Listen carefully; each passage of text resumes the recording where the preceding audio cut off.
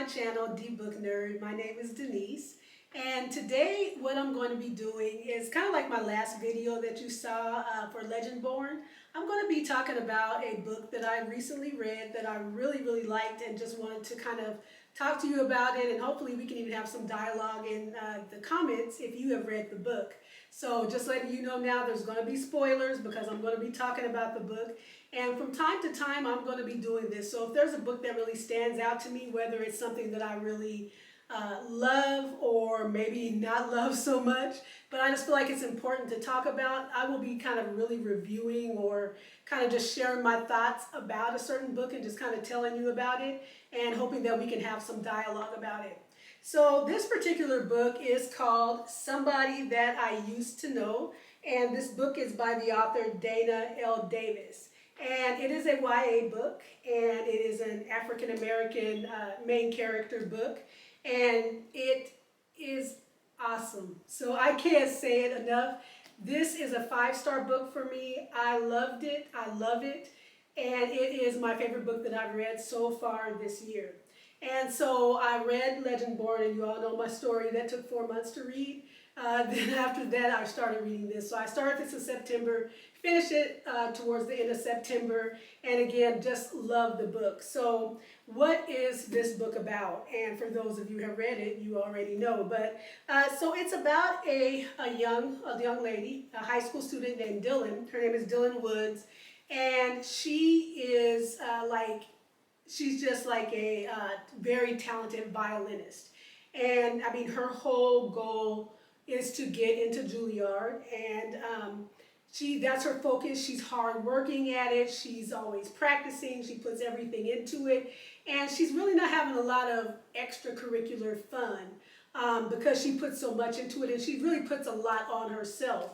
She also has like a part-time job, and she's doing that. She's trying to do well in school, so you know she's doing great. I mean, who wouldn't want a kid like that that's just doing so awesome?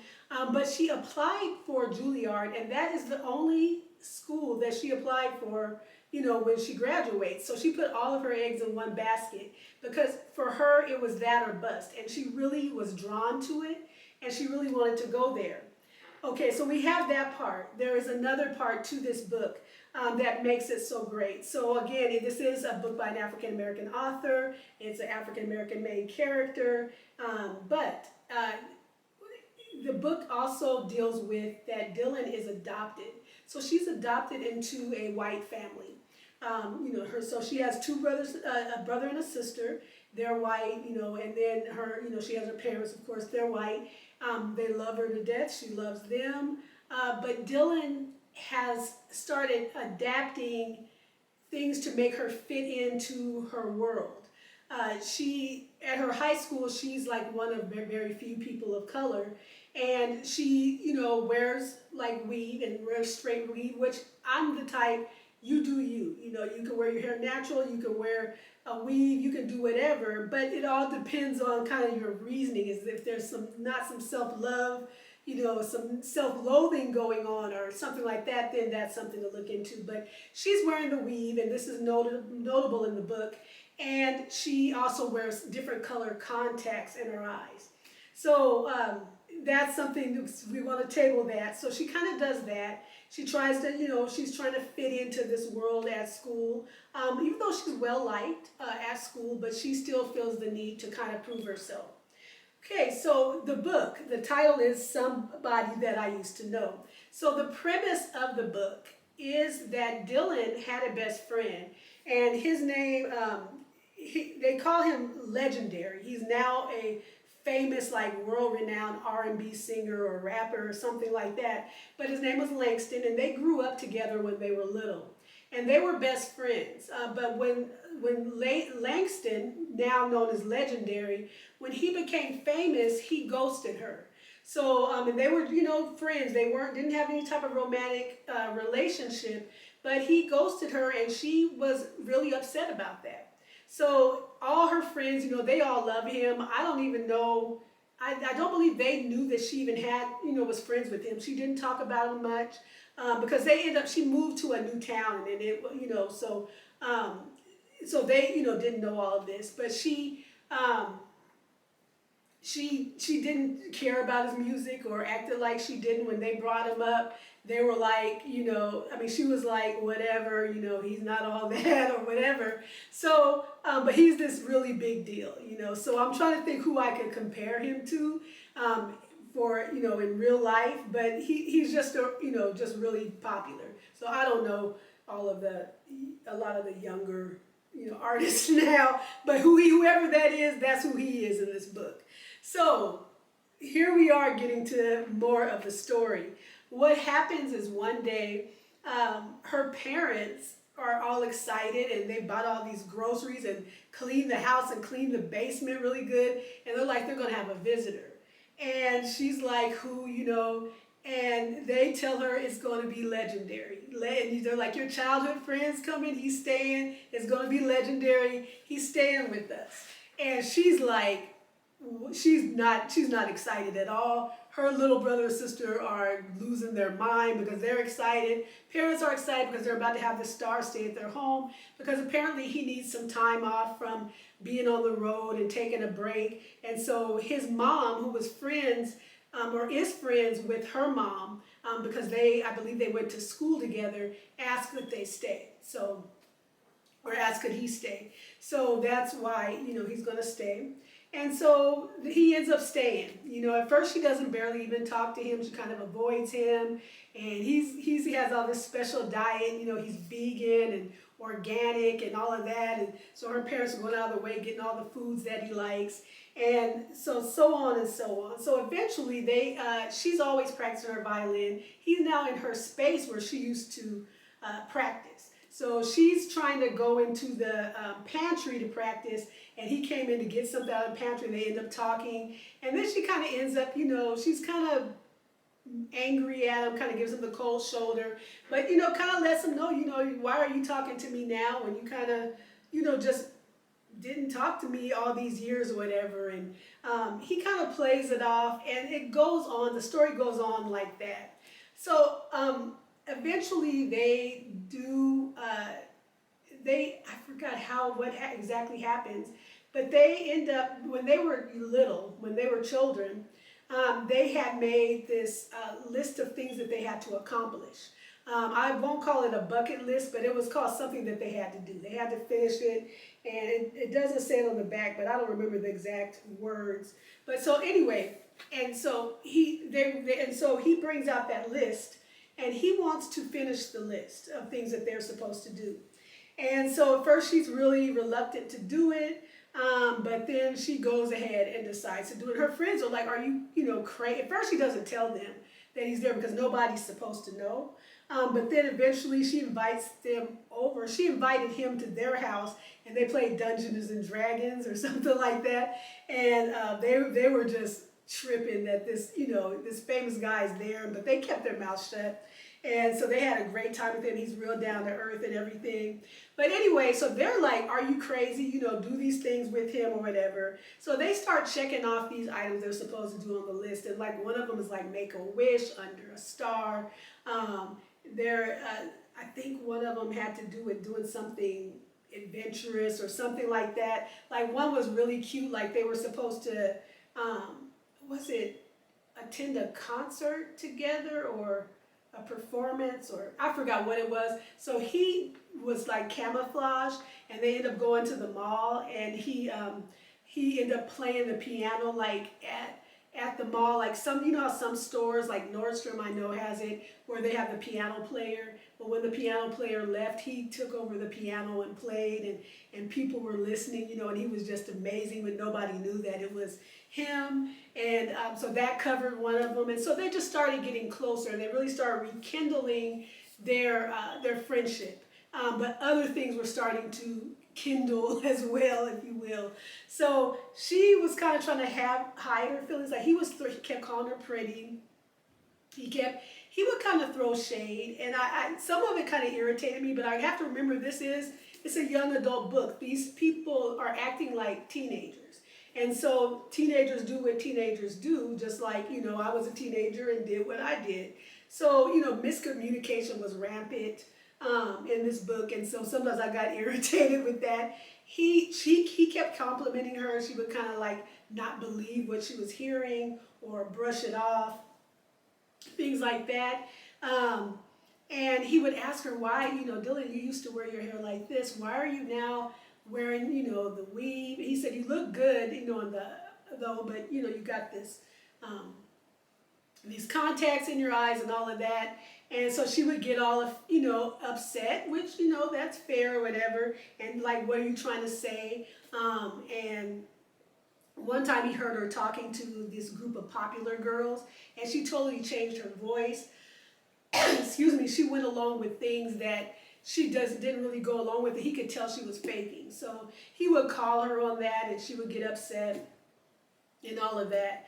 And eventually, just kind of fast forward, they end up kind of confessing or admitting they have feelings for each other.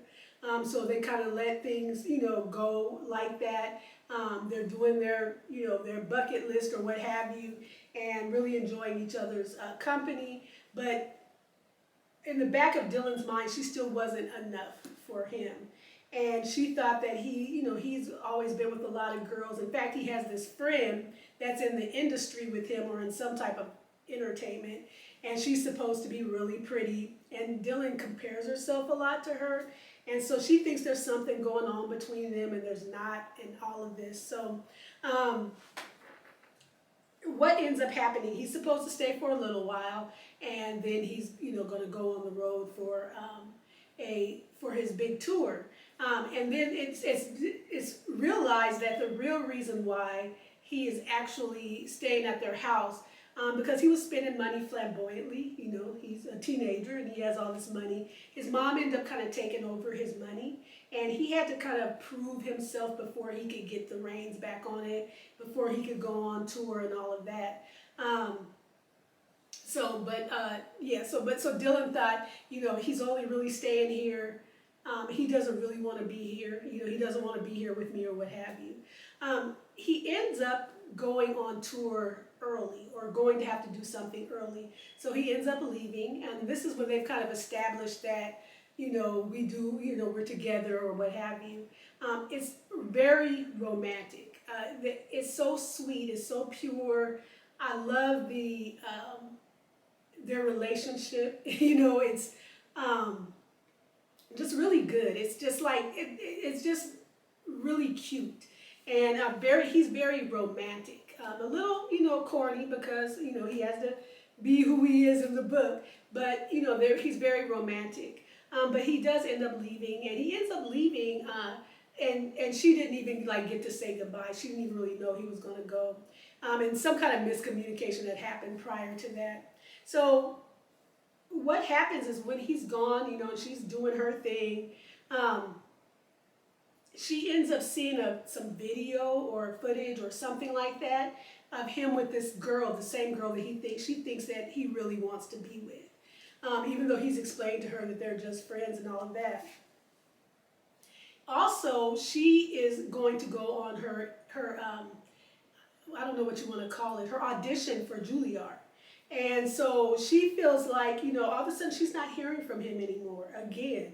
And this is irritating to me, so as well. So she doesn't hear from him. And then she sees, like on Instagram or something like that, he's in this video with her at a pool party. And she felt like, on the day that she's going to Juilliard, he should have called. And he had arranged, for her to get there all fancy, she ended up riding in his private jet one time, and all of that, but he arranged for her to go and stay even at his place in New York and all of this nice stuff. But still, he didn't really contact her on that day, her big day of going to Juilliard. So he kind of just texts later on, how did the audition go? And she felt like that was real, that wasn't enough, and I would feel the same way. And then they end up getting in an argument, or she confronts him, and it's like, you're with her and you're just living your life, and that's just not enough. And he's like, I'm sorry, I didn't mean that. It was a busy day, making a video or whatever he was doing. And then, but anyway, they break up, and she's really upset, very sad, just really depressed. and he's going on tour. They're just kind of living their separate lives.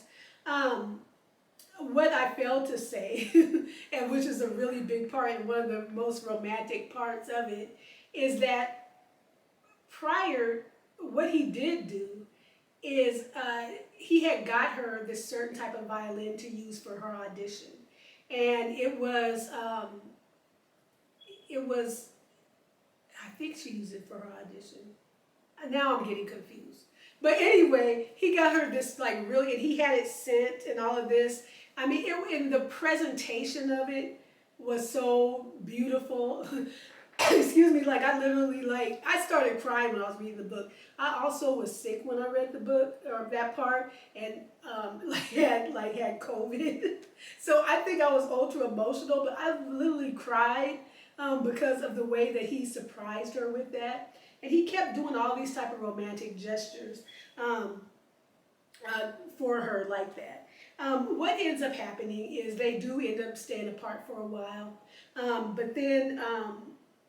She does end up like performing somewhere, or she's somewhere. I can't, I'm like not remembering every piece, but then he does pop up, and he lets her kind of professes his love in public, like through his through his like poetry or something like that. I'm really stumbling, but like poetry or something like that, and it was just so bomb. So it ended up they kind of end up getting together, and what he was saying were words she had said to him, because basically she felt like it's like she grew into herself, and she was like letting him know, I know that you're famous. I know why you kind of ghosted me when we were younger, and even now it's because you want to live your life kind of without anybody to answer to, and that's okay. But just let me know that, and you can do that, and we're not going to be together. And he kind of even realized that's kind of what he wanted, that freedom to tour the world and just do what he wanted to do, and all of that. But then he realized while halfway through the tour or partway through it that that's not what he wanted. And so when she had named off all these various things that he wanted to do and was going to do, um, and all of that without her, and he was going to be good with it. When he came back and did his profession, he was saying, I did all of that and it wasn't good. It wasn't anything without you, and I'm botching it up. I can't touch what Dana L. Davis did with this book and how she brought them together, but it was just so cute. Um, I like this book because there wasn't a lot of strong language at all. I mean, maybe a little bit. It just was good. Their relationship was good. It felt real. I loved all the characters. I loved Dylan, even though sometimes she got on my nerves because she questioned everything so much when it was right in her face. But she was complicated. She was trying to figure out herself, and she eventually really did. And she stopped even wearing the weave. She started wearing her hair in this natural state and stopped wearing the contacts. And again, if you want to do that, that's fine. But she was doing it because she felt inadequate, and so she, wanted to be good, comfortable with how she was naturally. I loved her brothers and sisters. They made them so funny and light, and they were just hilarious. Her parents were awesome. They made them like the really kind of parents that are trying to be cool or whatever, but yet they're not, And they even described them one time when they met Dylan, Legendary. They tried to wear certain types of clothes, and she was like, "What do they have on?" Because that's not how they usually dress. But they were awesome and really good parents that tried to um, understand the daughter that they adopted. So they understand they had an African American or black daughter, and they were really trying to understand her and make sure that they were giving her the best life that they could. And one of her friend, Legendary's mom, is her friend, and like Dylan had a good relationship with his mom, and she's the one that took her to get her hair done and all of that type of thing when she was younger, and kind of helped her with that self-love when she was younger. But when Dylan they moved out of that area that they used to live in, and they weren't around her as much, she kind of lost contact with that. I loved it because I liked how they portrayed the characters. I liked how they portrayed Dylan. I like it when they make books and show the diversity of Black people. We're not one-dimensional. You know, she plays the violin, and she ends up, Legendary ends up showing her, like, helping her to play, like, from her heart, and maybe even play, like, popular songs with the violin, which reminded me of Black violin, which I love. And I like that. I think it introduces younger readers, if they're reading this, to different worlds. If they're, you know, not into classical music, now they know some classical music. Now they're going to hear about some other type of artists. And you can see how all of that fuses together. You can fuse R&B, rock, rap, all of that together and see, you know, how that sounds and all of that. So I really love that. I love that they made Legendary multidimensional because he is an R&B rap artist, but yet he fuses some of that into his music, which she was surprised that he did. And that kind of came out in the book too, where he felt like she always didn't think that he knew as much as her. They were kind of competitive, and when they were younger, and he didn't feel like she really thought he could measure up sometimes, or he couldn't be more than what she saw, or you know, something like that. So yeah, I really like that. I liked her friend. She had an awesome friends that really encouraged her. But just a great book. So I just wanted to talk a little bit about that. If you read this book, I'd really like to get your opinion on it, kind of discuss it. But again, it's called Somebody That I Used to Know. I highly recommend this book. I usually, when I give a book, if you see me give 5 stars anywhere, it's usually like 4.5 because there's always something that I'm holding back on. But this is 5. This is straight 5. I love this book. I encourage everybody to read it. So with that said, I hope some of you all can read this book, and make sure that you subscribe to my channel if you haven't, and like this video and watch some of the other videos as well. And I got a little bit off track because again I did have COVID, so I got way behind. So you're going to see this shirt again because I'm going to make at least one more video and try to get back on track and make more videos. But I hope you all have a great day, be blessed, and be book nerdy.